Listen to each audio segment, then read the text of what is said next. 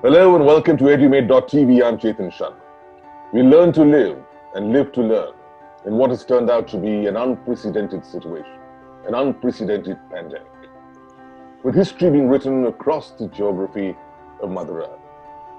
And a minor virus has created a major catastrophe, making each and every one of us rewind, rethink, reboot, re-strategize, restructure, reformat before we rebuild a new normal, a new life.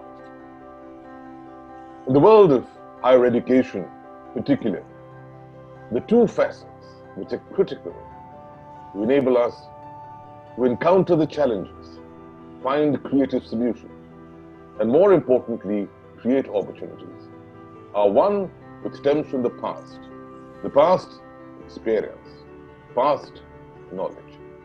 And the second facet would be the future. Pliability, embracing it, evolving with it, and anticipating it. And to do both of those with one mind makes a very wise chancellor. And we have a very wise one with us today. It's a great pleasure to introduce you to Professor Alok Pandey of the IMS in Ghaziabad. Thank you, sir, for joining us. These have been trying times, to say but the least. Tell us how you, as a leader, have led your flock from March 2020. First of all, thank you very much, Mr. Chetan Sharma. These are difficult times, and when we interact with wise people like you, they help us live these times a little better. So last 6 months have been very difficult, of course, since March 22nd when the lockdown was. In fact, things were turning out to be a little awry since February only, when people were a little unhappy about the pandemic and when this would strike us. And it finally struck, not as a pandemic, but as a lockdown. Finally, our institute was in the midst of its session. We had our classes going on. We had all the situations, all the examinations, all the things which were left. So what really happened was that through my colleagues, I was able to find a solution. And this is called hybrid learning. In fact, last 1 year or so, I've made some changes in the institutions. Some of them are like having a learning management system supported by an ERP-based online examination system. And that stood with us during these periods. Of course, a high-end connectivity with good quality systems available with our faculty members personally at their residences. It also helped. So we started online teaching, we did online examinations, both end term and mid term. We were able to get all these final research projects of our students done because, I had in last 1 year converted my entire library into an online system. In fact, I spent around, I believe, close to 70 to 80 lakh rupees only on library itself in last 1 year, in terms of getting those softwares and getting all the databases and journals, etc. And this really was a learning experience. Say by April, we were able to finish with our examination, with our research projects. We were able to let our students go and join the second years. We were able to let the first year, which was going into second year, start their summer internship projects. Of course, AICTE was of a great help, where they said that the students can actually go ahead and start working on the online-based training programs. So these 6 months, in fact, once we rejoined, the faculty started, they continued with their programs. I requested them to organize faculty development programs for different institutions. And I got a wonderful support. We've got close to 50 strong faculty. Till date, we have done approximately 12 faculty development programs, 40 webinars. Out of those 12 faculty programs, every program had, barring a few, every had around 70 to 80, up to 100 attendance. And we trained around 1,000 teachers across the country. And that gives me a sense of pride. Not just we were able to take the best out of, what you call adverse condition, but we were able to convert it into an advantage for us. If you look at the social media profile of the institute, what I came to know from my marketing faculty members when they came to me, and that was a happy moment, and my students also, they said, sir, we are the only institution which is doing so much of work. And we've got huge social media presence. So I told them that social media presence is often about the quantity of work you do. It cannot be a fake media presence. Social media is much stronger. People are able to find out as to what you're doing and what you are not. So my faculty colleagues have been with me. My students have been with me. And these, despite being trying times, have become great times for us. And I have really enjoyed these 6 months identifying the new medium. They say that the leadership is all about anticipation. And it's quite remarkable the way you have anticipated. It almost, seems like you were expecting something like COVID because of the way that you were able to, build your LMS, to be able to build your library, which is so critical at a time when research itself is going to be one of the biggest choices of career options and great opportunities for employability. And also the fact that you were able to understand the need to make your presence felt. So it was almost like a 360. Now, in an environment like that, I mean, whatever you do may not be enough because the level of uncertainty is so high, and we're dealing with a historic situation. So where do you think that you still have, some way to go? Because in my conversation with several leaders like yourself, the two things that came as big impediments. The first definitely was the training of teachers. And the second was to try and systemize an online functioning where digital infrastructure seems to be falling prey. As far as higher education is concerned, I do not think that teachers need training. Most of them are MBAs and PhDs, and they have used these online databases and they have already have the access to it. What I sincerely believe is the regulatory framework and the availability of digital infrastructure in the country. There is no dearth of people. There is no dearth of people who are, capable or willing to work. What we lack in this country is infrastructure, and this is the same problem as you have in agriculture or manufacturing. There is no dearth of engineers. There is no dearth of trained manpower. What lacks is the logistical support to the manufacturing companies. In education sector, the problem is that the policy making is very, very myopic. Let me tell you, I've always said the new national education policy, and I've been seconded by this by the highest of the bureaucrats who are part of the system. The new education policy was formulated without keeping teachers as part of the committee. Tell me one single teacher who has been teaching, who has been part of the new education policy framework draft with Mr. Kasturirangan. Now, the problem is that you need to understand as to what goes on behind a teaching system, what goes on behind a higher education system. Like, for example, my institution is a 30-year-old institution where we offer courses at the postgraduate level. Our teachers are technically savvy, they are trained, our students are technically savvy. Our students have technical background. What they often miss is their connect with the industry. Now, what is really required is an enabling framework from the government side which allows us to seamlessly connect with the industry. The education policy often talks about everything in terms of an input mode. Even the new education policy, which is in paper talking about an output orientation, but in fact, let me tell you, the devil lies in the details. The devil lies in the regulatory structure which will come out of it. You will have to probably bring about a new act in the parliament, which will replace these existing regulatory bodies like UGC and AICTE into a new kind of a framework where they are talking about a unified higher education regulator. So, the problem of this country is not really the people. It is the governance structures, and it is the regulatory frameworks, and it is those who frame our policies. It's interesting that you mentioned that the new education policy there seems myopic, and this is contrary to a lot of opinion which thinks it's futuristic. But the common ground of what you mentioned was perhaps being impeded by deeper governance, deeper bottlenecks, more red tapeism, which will not enable the entire essence of the policy, to take shape. So there seems to be one is the disconnect in the thought, but the commonality lies in the inability to act the way that thought needs. What we've been doing in this country is that, we really are trying to achieve too much in too little a time. And every time we do that, we fail, and then we try to bring it a new policy.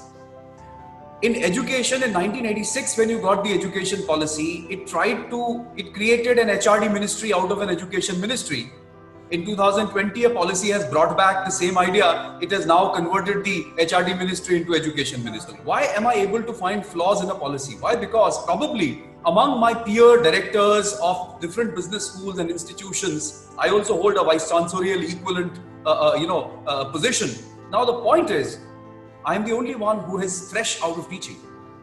Most vice chancellors and directors of the institutions, they ask them when did they teach their class last. So if vice chancellors are disconnected from the classrooms, they would not be able to tell you what is wrong with the systems. So you can't really expect a bureaucrat to understand what goes in the classroom and what is required by a teacher. You can't understand. They have created a policy which is very good on paper. But as I said, we need to now work very hard to build the regulations. We cannot move forward without good policies and good governance. The fact of the matter remains that despite all the policies that we have, for all that you mentioned, manufacturing, financial policies, lending policies, every single policy framework, there are always people who still manage to do well at some capacity. And that's perhaps should be the purpose of our conversation, is that because if we have to assume as entrepreneurs that we have to work despite governance, how do we do that? And I know you've been doing that very, very arduously at IMS. So talk us through that experience. Post the independence, we need systems to excel. We are no longer fighting the British. Even if individuals do well, unless the system excels, you will create an unequal society. The latest data suggests that close to 95% of the Indians, close to 95% of the wealth in India is controlled by just 0.5% of Indians. This inequity actually has come in since 1980 onwards, and it has exacerbated post 1990 when you got a services sector led economy. Still, let me tell you, there are very good things, very good examples of people who have done very well. But let me tell you, the state has always been an enabling factor when people have done well. Whether it is the Reliance Group, whether it is the Adanis, whether it is the Tatas, whether it is the Birlas, every time you look at individual businessmen and individual institutions prospering, there has been an enabling state behind it. You look at the IITs and IIMs. All the old IITs, the 3 of them and 3 IIMs were set up, 5 IITs and 3 IIMs, they were set up in collaboration with foreign institutions. So they did well at a time when the state was very supportive of education systems. They did, when the Prime Minister Nehru's idea of import substitution really was working, he was going out of the way to support companies to function. And of course, there was a license permit Raj. But yes, several of the large entrepreneurs did very, very well. I can tell you, Aditya Vikram Birla, I'm a big fan of his. In just 25 years of his work life, he was 25 when he joined his grandfather's business, took over the mantle. By the age of 60, he had around 30 projects running. We have a large number of people who are doing very well individually, but we have to ensure that the system together does well. For example, Ashok Soota. Ashok Soota moved out of Wipro and created his own company, right? Mindtree. Sure. In 2011, he created another company after leaving Mindtree, Happiest Mind. Yesterday, his IPO has been oversubscribed 150 times, right? So if you look at these individual stories, they are made up of grit and vision. But when you move up to a point, your grit and vision can take you only up to a point. Beyond that, the state and its policies take over. So, for example, today's infrastructure says that as an AICTE institution, if I've got NBA accreditation, I've got freedom to interact with everyone, and I've got freedom to keep my curriculum intact. I can create my curriculum. I can, so we need more freedom in that direction. We need more freedom to operate with the industry.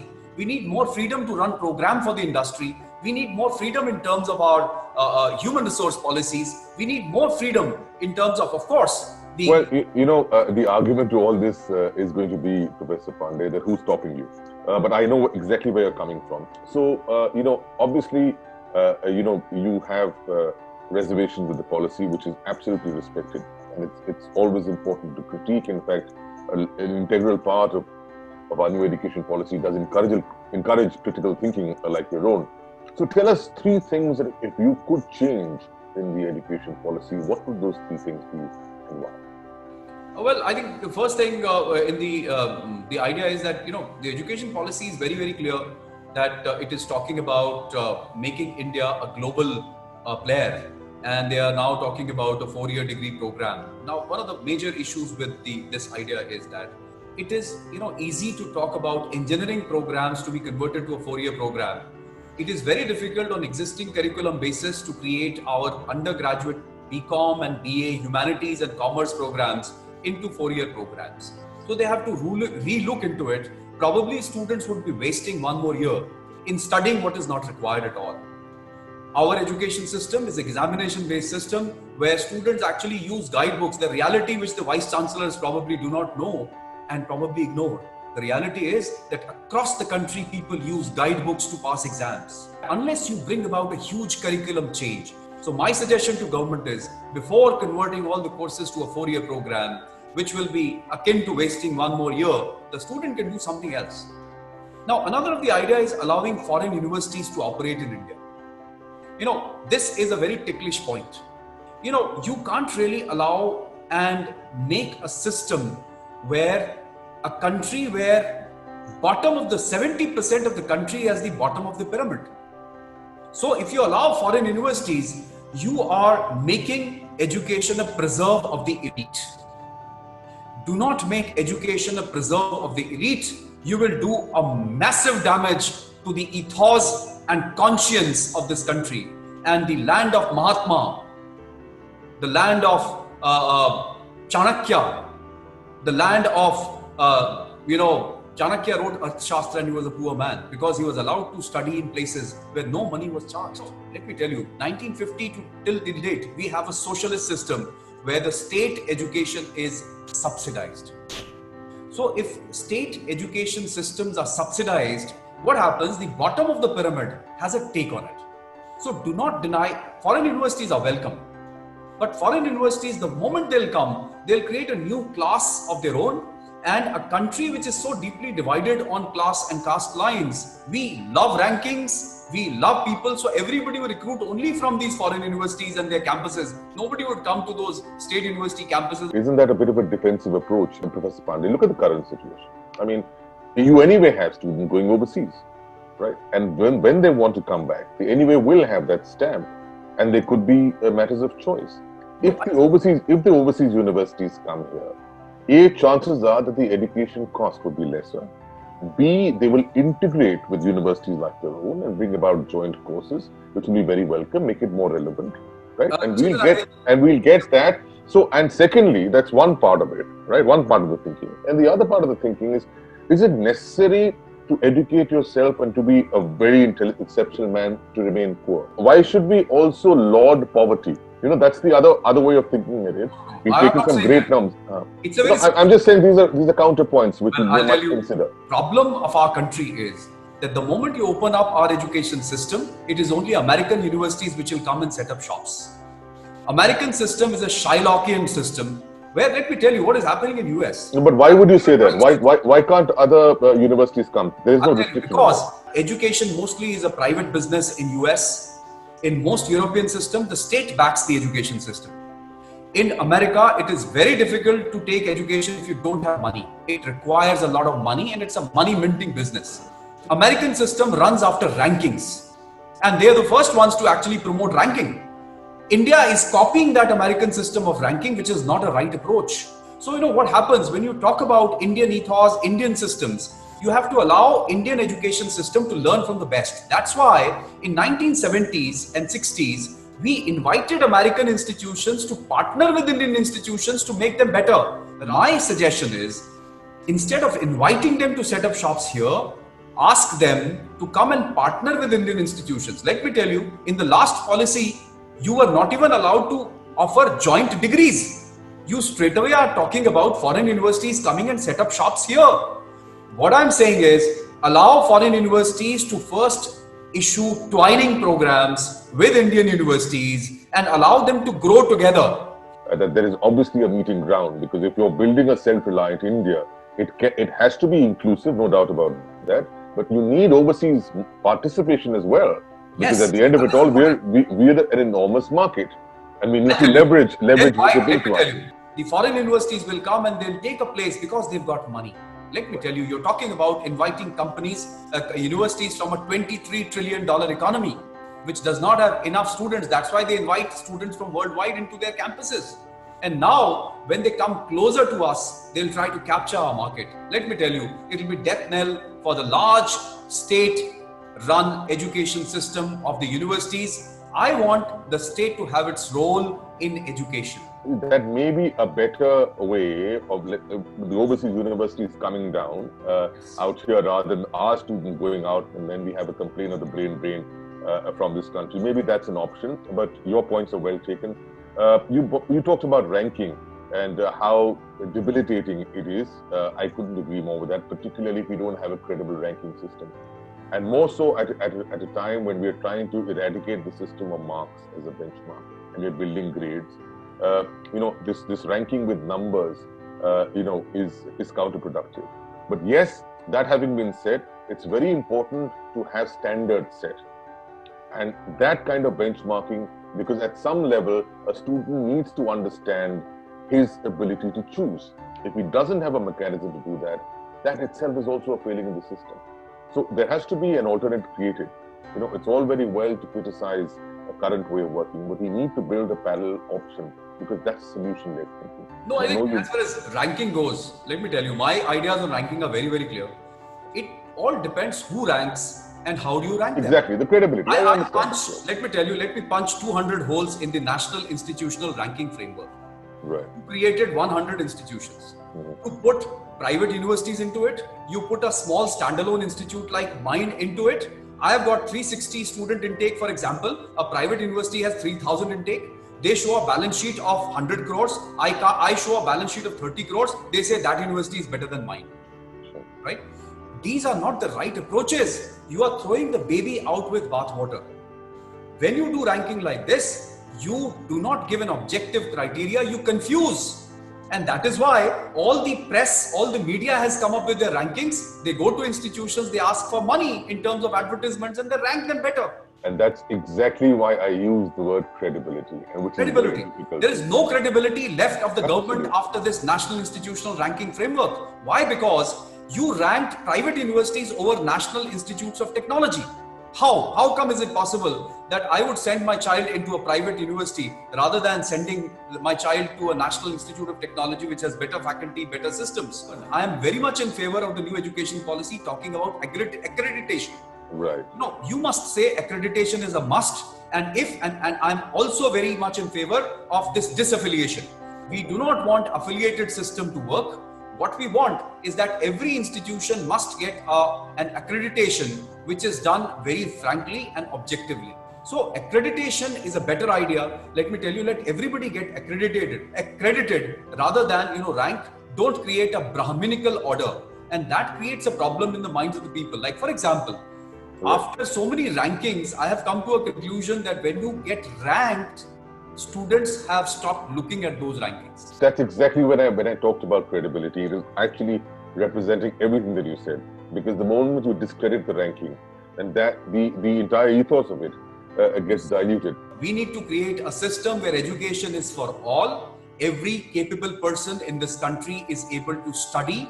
I am not in favor of everyone going for higher education. Let us look at the brilliant people who are academically oriented to go for higher education. But other people also must get enough skills. And that is the best part of the new education policy, that for the first time, it is talking about skill building. The devil once again lies in details as to what policies they frame. So we will get a system where people who are not academically, who do not have an academic bent of mind, would go for a skill-oriented program. and they'll be able to make a living. Now, the current crisis of unemployment can be tackled only through education and skill building, and that is where I give 5 points out of 5 to this national education policy. As a leader, what would you advise for sections of our education ecosphere who are right now going through troubled times? A, your fellow Vice Chancellor. B, parent. C, the teacher. And 4, the student. To the Vice Chancellors, my request would be, please go to the classroom. And please start doing academic works once again. Mere administration makes, all the administrative duties to all the great Vice Chancellors of this country have made them a bit myopic. I request everyone to go back to the classroom and start teaching and see how much the student has changed since you were a professor. To the parents, allow your children to go to colleges and schools. Allow them to learn in the hybrid models. One day they will be in the school, the other day they'll be in the studying at home. Don't insist on keeping your children at home. You will do a lot of damage to them and the economy. The economy will shut down forever just because you love your children too much. It's a disease with just 1% of mortality rate. Young people would actually not get affected. Teach them how to take care of themselves. As parents, you will not be around for your children throughout your life. Bring back the old normal along with this new normal. To the students, my idea is read a lot. Use this time.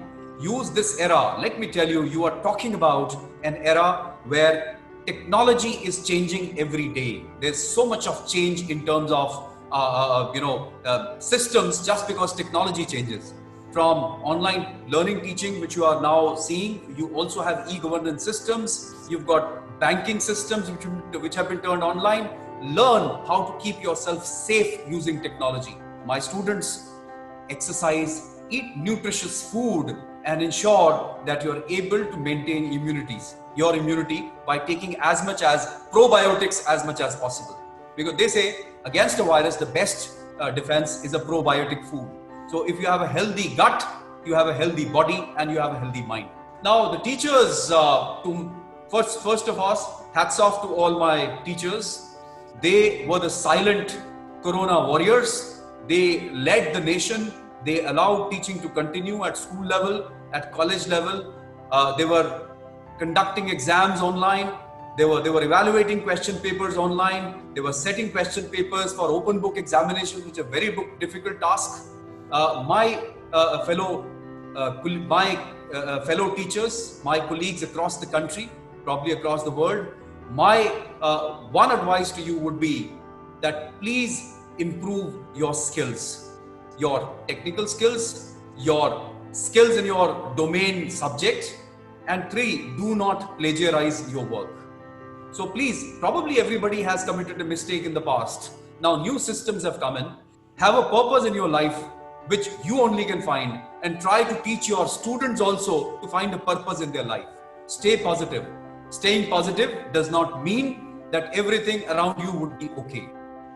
Positive actually means that even if everything around you is not okay, you shall be okay. It's a very difficult life for teachers. We do not have the right policies for the HR policies for teachers across the country. We need to now have the new education policy also talking about the human resource policies in educational institutions, which is a missing point. And once that comes in, probably, I think we shall be doing the best which is required for the teacher, giving them, the right working conditions. Professor Alok Pandey, it's been thoroughly enlightening and engaging. I often end off with one single letter to encapsulate the conversation and to portray your leadership, which really becomes an easy takeaway for our students. So in your case, it's the letter F. You've been exceptionally frank. I respect you for that. You've been forthright and you've been forceful, which shows a sense of energy and commitment which you bring to the table. Then you've been flexible to be able to adjust as and when required, which is the hallmark of a great leader. And ultimately, you've been futuristic with your sense of positivity, progress, and purpose. That makes you a very wise chancellor. Thank you for talking to us on Educate Doctor. Thank you, Mr. Chetan Sharma, for inviting me here. Thank you very much. Edumate.tv, which started as a internet-based channel, is going to be a revolution over a period of time. What I felt that in times when social media is the most sought after by every citizen of this nation and access to internet is rising, this innovation by Mr. Chetan Sharma has given a lot to people. Probably we need to understand this medium a little more. Probably as time passes by, people would understand its utility more. And I hope that over a period of time, this would stand out as one of the most significant innovation in the history of not just education, but also in terms of how media can be used to benefit education and educators. Thank you, Mr. Chetan Sharma, for this initiative. Thank you very much. Thank you. Thank you.